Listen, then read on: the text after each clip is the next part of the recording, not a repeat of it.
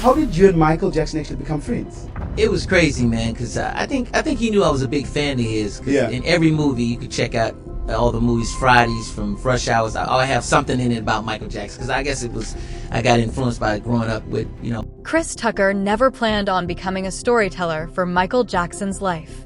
It just happened because every time he sat down for an interview, another unforgettable story about his friend somehow found its way to the surface. An interview. All black, all of a sudden I'm sitting there, where's Michael? And then I turn around, he's like, hey Chris, I'm like, oh man! The fondest memories came pouring out. Chris Tucker witnessed a side of Michael Jackson that cameras almost never captured. He knew a playful, genuine friend who longed for ordinary connections far away from the blinding spotlight. He Michael Jackson's best friend. Christmas. Michael Jackson called him Chris. What came next started with Chris Tucker's favorite memories, a rare glimpse into the private world of the king of pop late nights with a comedy fanatic. Chris Tucker still laughs when he remembers how much Michael Jackson adored Friday. Michael had seen the film so many times he practically knew every scene by heart.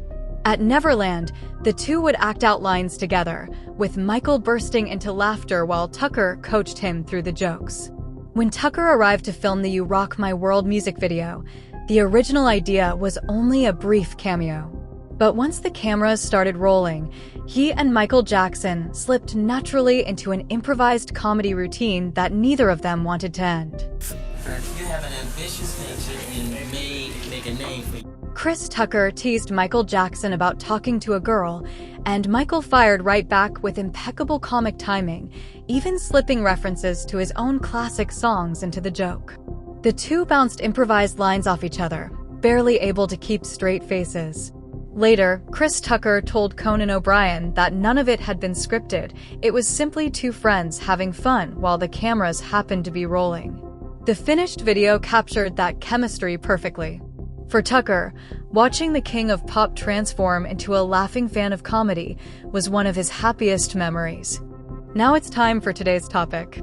In the image, a man resembling Chris Tucker appears to honor his longtime friend Michael Jackson while dressed in the singer's iconic red beaded outfit. In one frame, Tucker looks playful and energetic, striking a pose closely associated with the king of pop. In another, he appears noticeably emotional, holding a microphone with a far more somber expression. The contrast between joy and sadness has sparked discussion among fans online. Without the full context, it's difficult to know exactly what the moment represents. But what do you think this image is trying to say? Share your thoughts in the comments. Buckets of chicken and old cartoons. Some of Chris Tucker's favorite memories with Michael Jackson involved the simplest things imaginable. Tucker would arrive at Neverland and Michael would already have buckets of KFC waiting inside the private movie theater, a room filled with beds instead of ordinary seats. They would pile their plates high and spend the night watching Laurel and Hardy films until sunrise. Tucker has said he was genuinely surprised the first time he heard Michael's real laugh. It wasn't soft or reserved. It was loud, contagious, and completely genuine, the laugh of someone who, for a few hours at least, could forget he was the most famous person on the planet. He loved the simple things, Chris Tucker once told Howard Stern.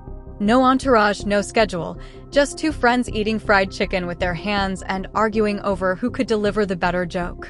Tucker says those quiet nights revealed the side of Michael Jackson that almost nobody else got to see. They would lose all sense of time, and Michael rarely talked about business, fame, or his next album. Every time Tucker left Neverland, he carried the same feeling with him, a full stomach and the reminder that the biggest star in the world simply wanted a friend to watch cartoons with. Water balloons and ambush rules. Chris Tucker quickly learned that Neverland operated by one important rule: always stay alert.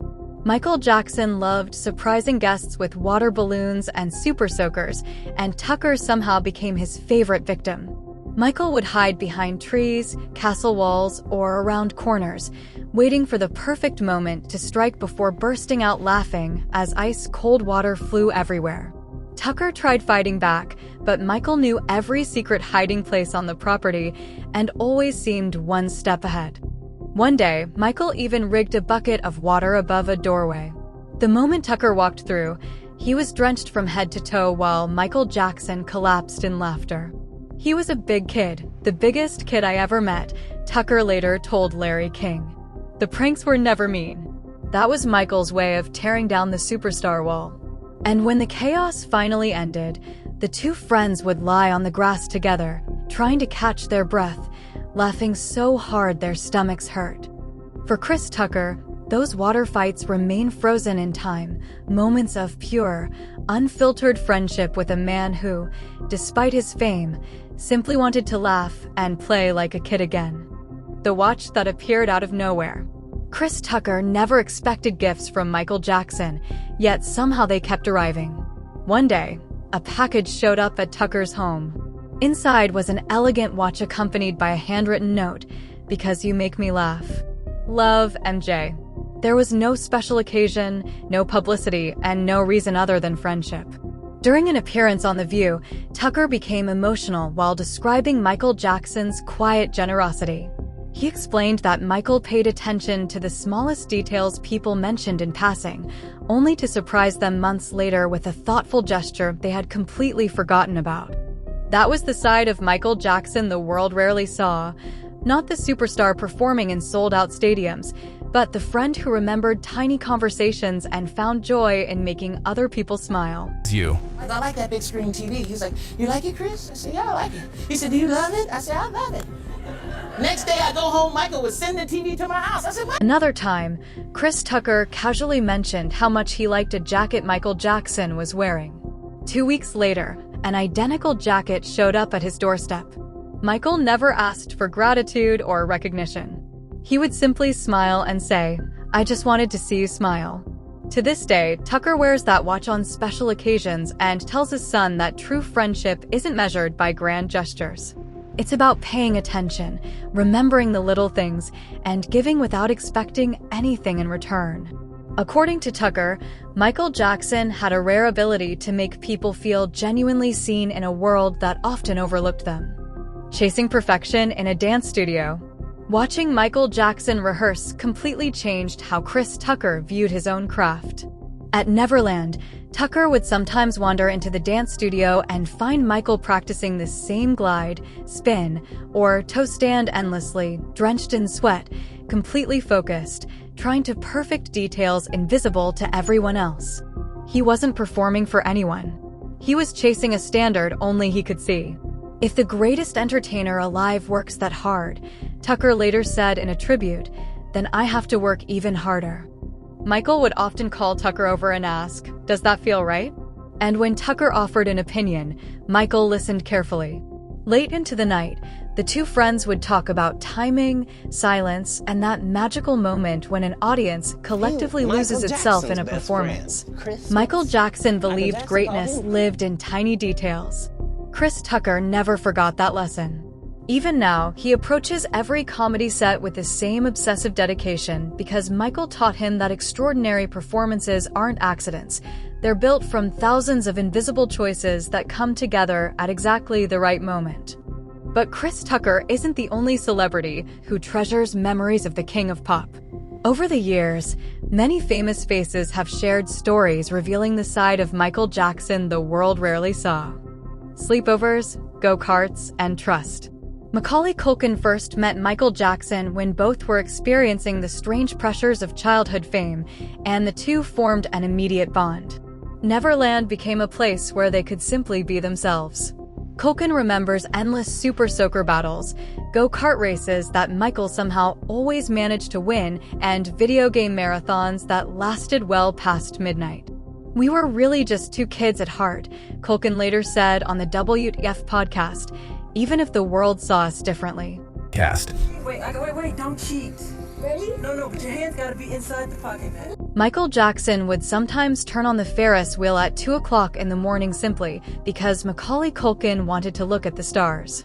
Their friendship became so meaningful that Michael eventually named Culkin the godfather of his daughter, Paris. Even today, Culkin remains fiercely protective of that relationship, describing Michael as hilarious, incredibly kind, and unwaveringly loyal. He has repeatedly pushed back against suggestions that their friendship was anything other than genuine. Those nights at Neverland, Culkin says, remain some of the happiest and most innocent memories of his life, a sanctuary from pressures neither of them ever asked for. The unstoppable laughter on set. Eddie Murphy and Michael Jackson connected through a shared love of humor and absurdity. While filming the Remember the Time music video, Michael's laughter constantly interrupted takes. He would just break character and start cracking up, Murphy later recalled during an interview with Jimmy Kimmel. Away from the cameras, the two exchanged prank voicemails, each trying to outdo the other with increasingly ridiculous impressions. One day, Eddie Murphy received a voicemail from Michael Jackson pretending to be an irritated Motown executive criticizing Murphy's comedy album. Michael delivered the entire routine with finger snaps, exaggerated seriousness, and perfectly timed jokes. The two later teamed up for the bizarre and unforgettable song What's Up With You, not because it was a calculated career move, but simply because they thought it was hilarious and couldn't stop laughing about the idea. Michael Jackson would sometimes turn on the Ferris wheel at 2 o'clock in the morning simply because Macaulay Culkin wanted to look at the stars. Their friendship became so meaningful that Michael eventually named Culkin the godfather of his daughter, Paris. Even today, Culkin remains fiercely protective of that relationship, describing Michael as hilarious, incredibly kind, and unwaveringly loyal. He has repeatedly pushed back against suggestions that their friendship was anything other than genuine. Those nights at Neverland, Culkin says, remain some of the happiest and most innocent memories of his life, a sanctuary from pressures neither of them ever asked for. The unstoppable laughter on set. Eddie Murphy and Michael Jackson connected through a shared love of humor and absurdity. While filming the Remember the Time music video, Michael's laughter constantly interrupted takes. He would just break character and start cracking up, Murphy later recalled during an interview with Jimmy Kimmel. Away from the cameras, the two exchanged prank voicemails, each trying to outdo the other with increasingly ridiculous impressions. One day, Eddie Murphy received a voicemail from Michael Jackson pretending to be an irritated Motown executive criticizing Murphy's comedy album. Michael delivered the entire routine with finger snaps, exaggerated seriousness, and perfectly timed jokes. The two later teamed up for the bizarre and unforgettable song What's Up With You, not because it was a calculated career move, but simply because they thought it was hilarious and couldn't stop laughing about the idea. Michael Jackson never lectured people. Instead, he shared lessons learned through experience. Usher later told Oprah that although their conversation was brief, it ignited something inside him that never faded. He walked away understanding that true longevity in music depends on humility, discipline, and an unwavering commitment to putting the audience first. Maps spread across the studio table. Akon arrived expecting a conversation about melodies and production, but Michael Jackson had something entirely different in mind. Instead of discussing songs, Michael spread maps across a table, pointing out locations, statistics, and the names of community leaders throughout Africa. He was like a humanitarian CEO, Akon later told Vlad TV. Mike was always in rhythm. He felt things deep in his soul. For Michael Jackson, the vision extended far beyond charity singles or publicity campaigns. He wanted to help build schools, improve healthcare access, and create clean water infrastructure. More importantly, he had studied the details obsessively. Akon remembers receiving late-night calls from Michael to discuss logistics and supply chains rather than music. By the time they eventually recorded Hold My Hand, the song almost felt secondary to the larger mission. Michael often told him, "Music opens the door, but what we do afterward changes lives." Akon was deeply impressed by Michael's preparation and his refusal to simply donate money and move on. He genuinely believed creativity and humanitarian work belonged together. Years later, that philosophy helped inspire Akon's own large-scale development and energy projects, a lasting reflection of those conversations. Pizza on the floor, fire in the amplifier. Slash walked into the studio expecting to meet the world's biggest pop star. Instead, he found someone eager to talk about rock music. Michael Jackson had invited him to contribute to the Dangerous album, and during a break in recording, Michael ordered pizza, sat cross-legged on the floor, and began asking endless questions about Guns N' Roses, guitar riffs, and life on the Sunset Strip. For Slash, it was a surprising reminder that behind the fame and spectacle was a musician who remained endlessly curious. Michael Jackson wasn't interested in maintaining an image during those moments. He simply loved music and wanted to learn everything he could from the artists he admired. Strip. Oh man, you gotta be ashamed of yourself. He knew every solo, every guitar tone, Slash later wrote in his memoir. When it came time to record the explosive solos for Give In To Me and the unforgettable guitar intro featured in the black or white video, Michael Jackson kept asking for one more take. Not because he was frustrated, he would simply tilt his head and say, "Let's try it again with a little more bite." Slash never minded. The sessions felt less like work and more like two music obsessives chasing the perfect sound together. By the end, Slash left with a full stomach, ringing ears, and enormous respect for Michael Jackson's quiet obsession with perfection. Sticky notes and a private cabin. When Sheryl Crow joined the Bad Tour as a backup singer, she expected to encounter ego and distance. Instead, she found warmth. Michael Jackson learned the names of crew members within days and rarely walked past anyone without offering a soft "thank you." Crow later remembered him personally adjusting her monitor levels during soundcheck because he worried she couldn't hear herself properly. On one long flight, Crow looked exhausted. Without making a scene, Michael Jackson quietly offered her his private cabin so she could rest. He often left handwritten sticky notes on dressing room mirrors that read, "You sounded beautiful tonight." Crow has said he remembered birthdays, asked about families, and made everyone around him feel valued. The demanding schedule felt easier because their leader treated people with kindness. Looking back, she says those years taught her something important. Truly great artists never forget the people who helped build the dream. And in her eyes, Michael Jackson never forgot. Two icons sharing the same loneliness. Elizabeth Taylor understood a kind of isolation that few people could ever comprehend. And in Michael Jackson, she found someone who understood it without needing explanations. The two would spend hours on the phone, talking about classic movies, animals they loved, and the strange loneliness that comes with being the most famous person in any room.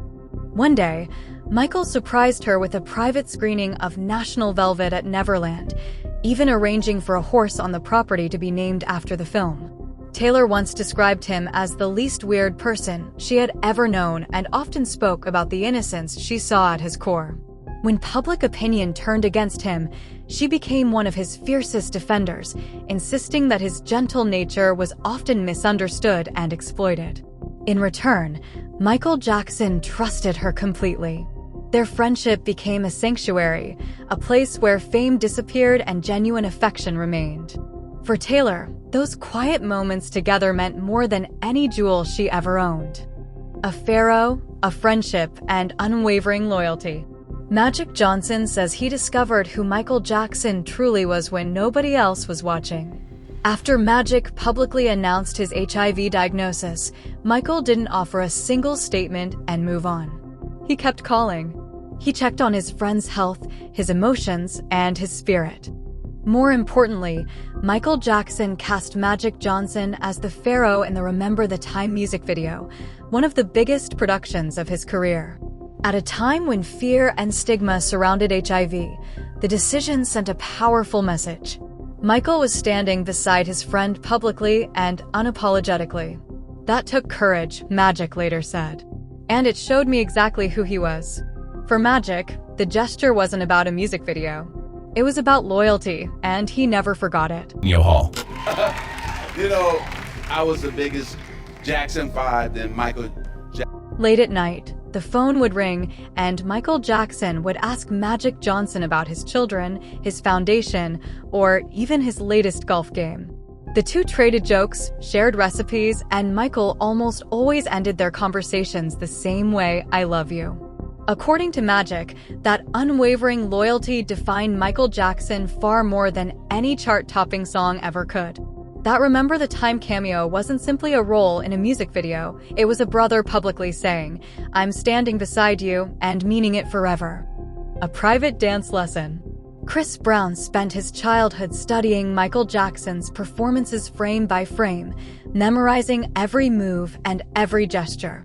So when he finally received personal feedback from Michael himself, he could hardly believe it.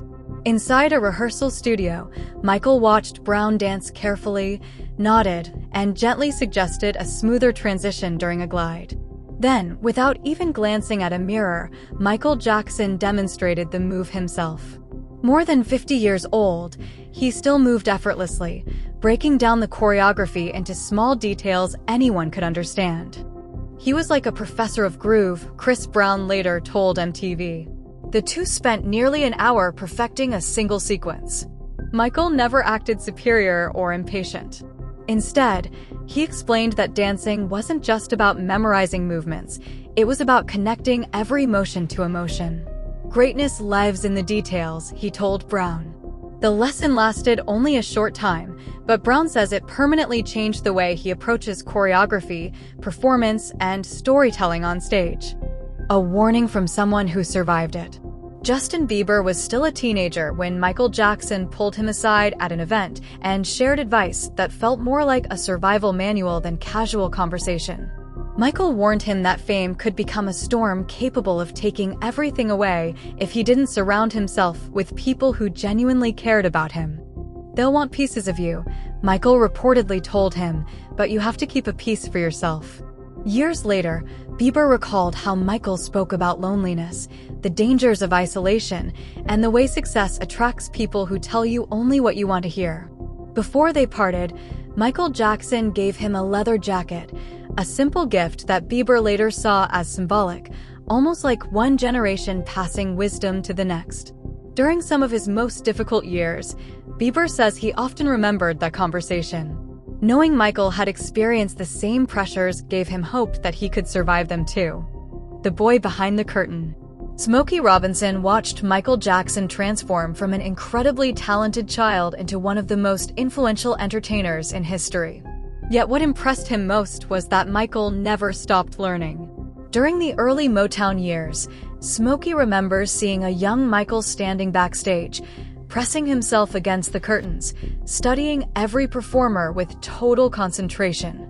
"He was like a sponge," Smokey once said.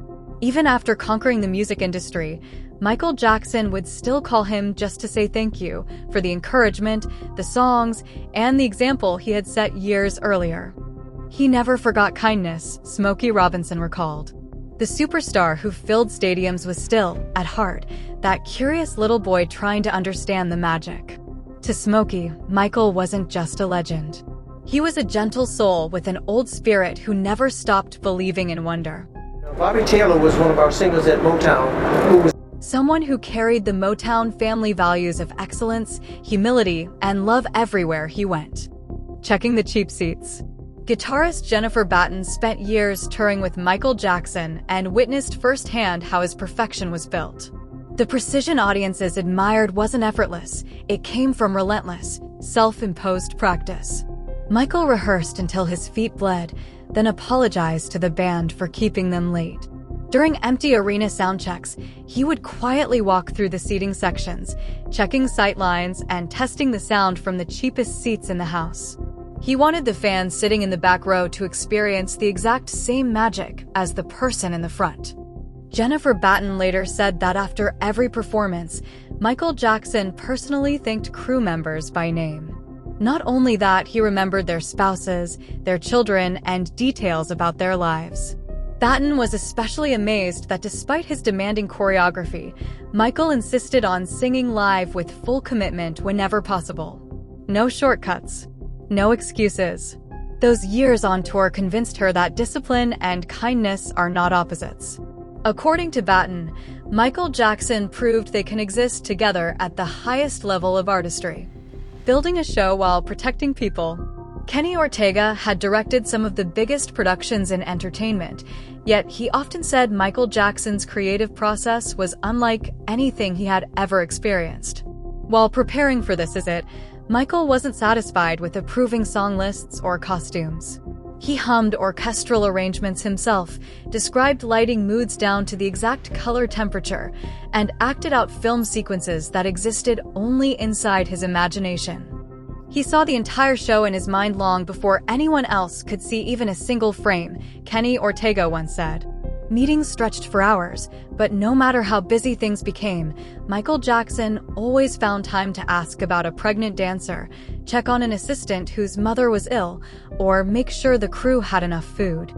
For Ortega, that combination of impossible standards and genuine compassion was extraordinary. He later described this visit as the most demanding production he had ever worked on, but also the most humane. Because for Michael Jackson, creating greatness never meant forgetting the people helping him build it. And I was Michael's partner in the creating and directing of many of his tours. The vision was enormous, but the atmosphere always felt like family. That balance between epic ambition and genuine care left a lasting impression on Kenny Ortega.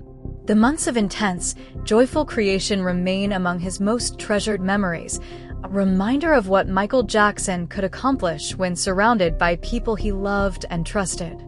Flowers for absolutely no reason. Liza Minnelli and Michael Jackson bonded over a shared experience very few people could understand, growing up under the shadow of legendary families. Over dinner, Michael would ask endless questions about Judy Garland, fascinated by stories from old Hollywood. And sometimes, without any special occasion, flowers would arrive at Liza's home with a simple note attached, "Thinking of you." When public opinion turned against Michael Jackson, Liza Minnelli became one of his fiercest defenders. He was a lamb in a world full of wolves, she once told Anderson Cooper, struggling to hold back tears. People never understood how sensitive he really was. Liza believed Michael felt everything deeply, the joy in music, the pain of criticism, and the beauty hidden inside ordinary moments.